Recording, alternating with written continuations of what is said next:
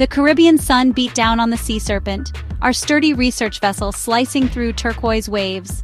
The salty breeze whipped across the deck, carrying the promise of adventure and the unknown. This boat would be our floating home for the next month, a place where friendships would be forged and mysteries unraveled. My name is Leo, and I could hardly believe I was really here. Alongside me were Maya, our marine biology whiz with an encyclopedic knowledge of sea life; Sam, the tech genius who could fix anything and loved gadgets; and Chloe, the artist and historian whose sketchbook was always open, capturing every moment and detail. Winning the Belize Marine Research Internship felt like stepping into a dream. We'd worked so hard for this, and now we were finally here, ready to make a difference. Our mission was to study coral reef degradation near the legendary Great Blue Hole, work that could help protect these fragile ecosystems. But for us, it was also the ultimate adventure, a chance to explore one of the world's most mysterious places. Dr. Eris, our mentor and guide, greeted us with a knowing smile.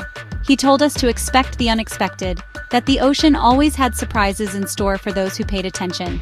The Belize Barrier Reef, he said, was full of secrets, some waiting to be discovered, others best left undisturbed. Our first days blurred together in a rush of excitement, tagging sea turtles, collecting water and coral samples, and learning the rhythms of life at sea. Sam launched his underwater drone, Shelley, to map the reef's intricate landscape, revealing hidden corners and vibrant marine life we'd never see otherwise. Chloe's sketchbook filled with vibrant drawings, schools of fish, swirling currents, and the ever-changing colors of the reef. Maya explained the wonders of the reef to us, her passion infectious as she pointed out rare species and delicate coral formations. I kept our gear organized and made sure everyone was ready for each dive, doing my best to keep spirits high even when the work was tough. Every evening, we gathered on deck to watch the sun melt into the horizon, painting the sky in brilliant oranges and pinks. In those moments, we felt like the luckiest teens alive, united by a sense of purpose and wonder. But even in paradise, a strange feeling lingered, something just beneath the surface, waiting.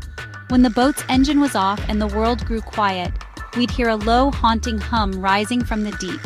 At first, I thought it was just a whale or a distant ship's engine, but the others heard it too, and it never seemed to fade. Chloe said it sounded like ancient chanting, beautiful, but also a little unsettling, as if the ocean itself was singing an old, forgotten song.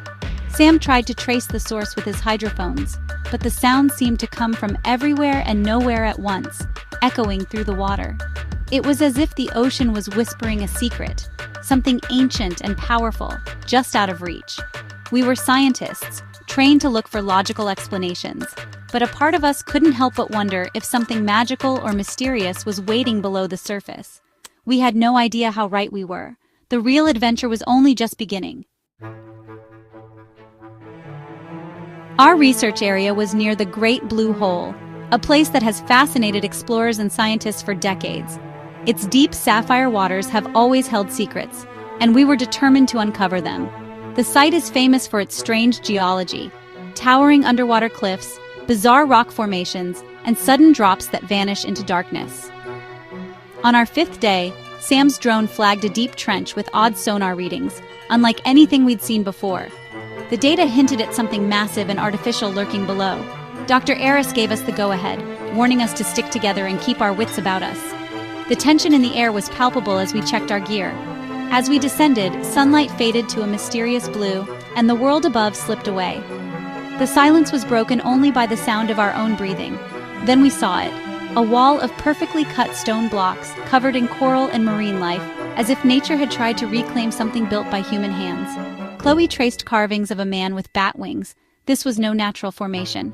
The details were haunting, almost as if the stone itself whispered stories from another age.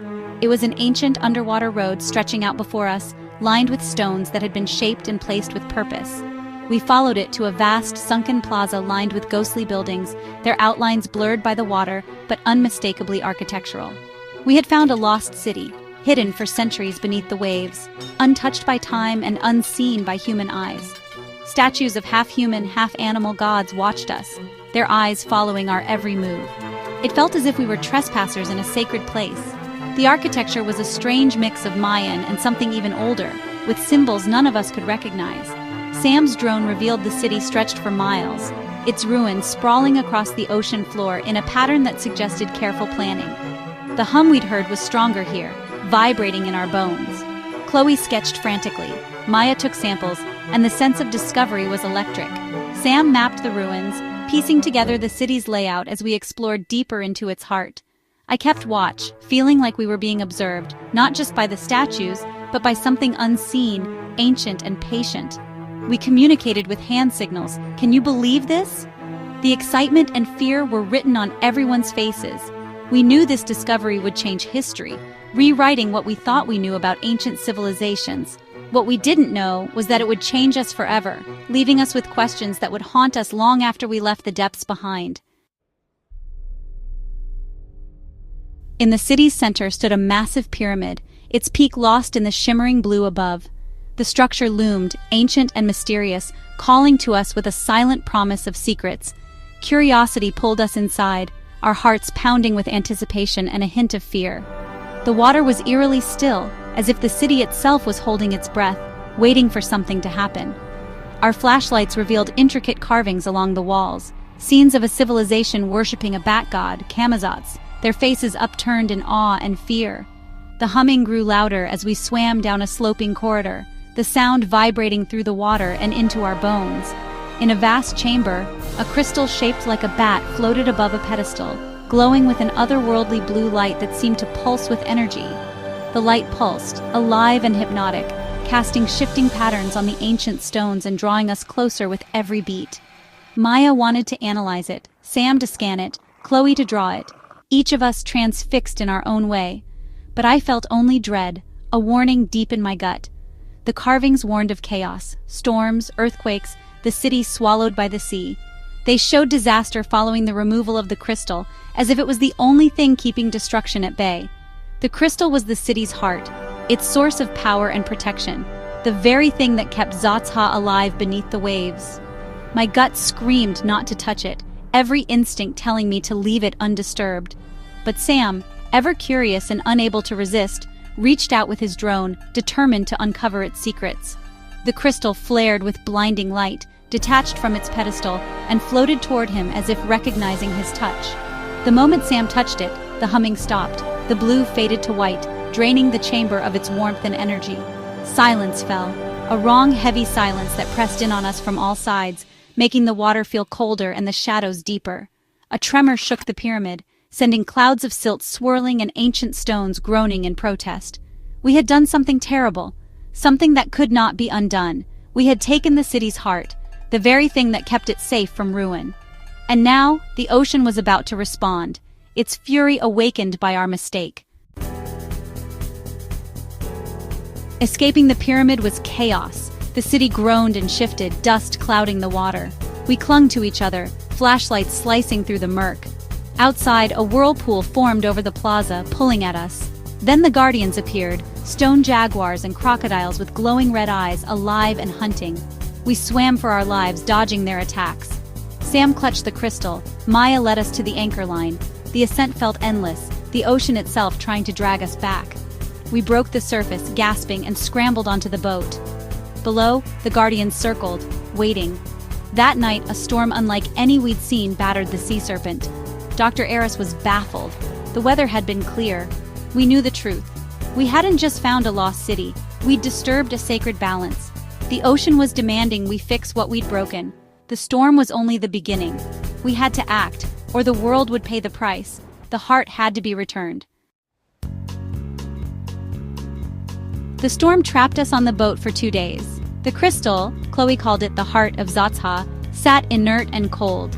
Chloe's sketches revealed the city's story. The Zotzha, bat people, revered the ocean and their bat god, Camazotz. The crystal kept the balance between land and sea, calming the ocean's power.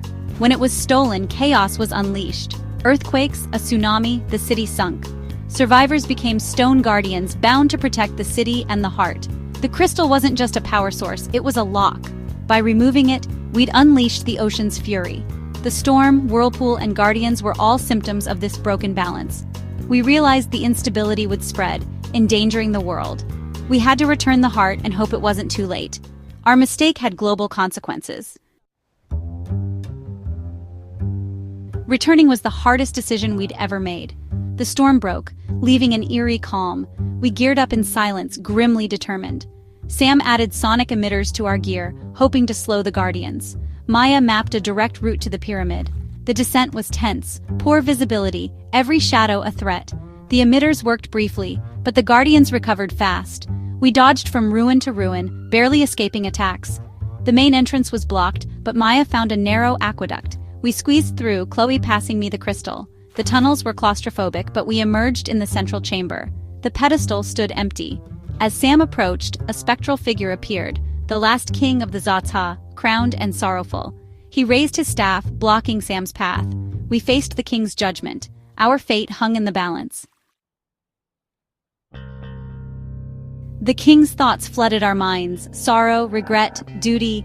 He saw us as outsiders, repeating the mistakes of the past. Chloe bravely swam forward, showing her sketchbook and our awe, not greed. Maya projected her knowledge of the ocean's fragility and the global consequences of our actions. Sam showed his guilt and wished to undo his mistake. I showed our unity and resolve to make things right. The king's expression softened. He saw not thieves, but young people risking everything to restore balance. He lowered his staff, granting us a chance. We were allowed to return the heart. Redemption was possible. Sam placed the crystal on the pedestal. Blue light exploded through the chamber. The heart of Zatha was alive again. The hum returned, stronger than ever, filling us with warmth and peace. The king's spectral form dissolved, his gratitude clear. The pyramid shook, not with destruction but transformation. The king's voice echoed, "Leave now, the sea reclaims its own." We swam for the exit, currents guiding us out. The city glowed blue, guardians returning to sleep. The city sank gracefully into a new abyss, sealing itself away. When we surfaced, the storm was gone. The sea calm and blue. We climbed aboard, exhausted but relieved. We hadn't just returned an artifact, we'd saved the world. The secret of Zatha was safe.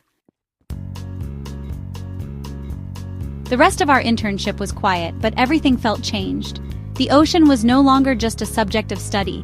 It was alive, ancient, full of secrets. We never told anyone what happened. It was our secret, our bond. Maya became a passionate ocean advocate. Sam focused on respectful tech. Chloe filled a sketchbook with memories. I learned courage is doing what's right, even when you're afraid. We left Belize as guardians of a secret, changed forever. Sometimes near the ocean, I still hear the city's hum, a reminder of our adventure. We saved the world in secret, and our reward was understanding the planet's magic. Zatha is lost, but its story lives on with us. If the whispers of the deep ever call again,